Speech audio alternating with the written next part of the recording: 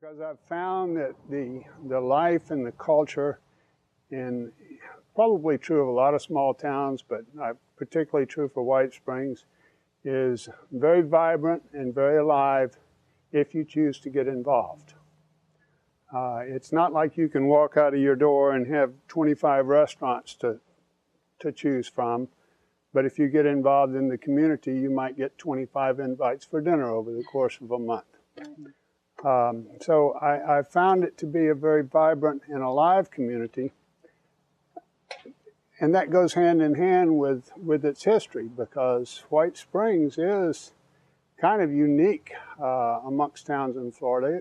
It was Florida's original tourist destination, and I could talk about that in some length, but I think what's really interesting is that people came here at the turn of the century for the healing waters of the spring, for the nature, for the environment, for the genteelness that existed here, for the comfort, all the hotels and everything of that matter that was here at the time.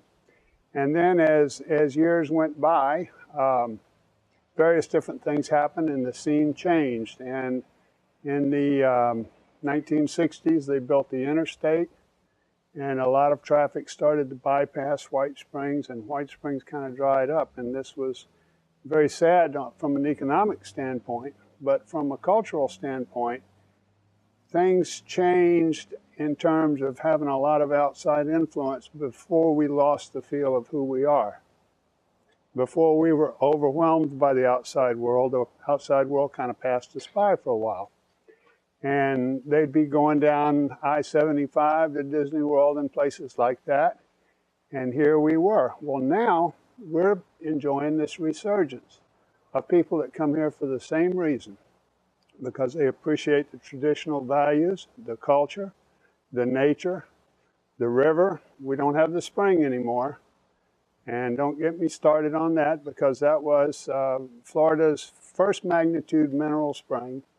And it was an economic resource and just a wonderful bounty of nature, and it's a shame that it's gone. But we're working in an environmental direction to try to address what we still have and make sure that we preserve it in the way of the nature and the ecology and the environment, and also with our history and with our culture.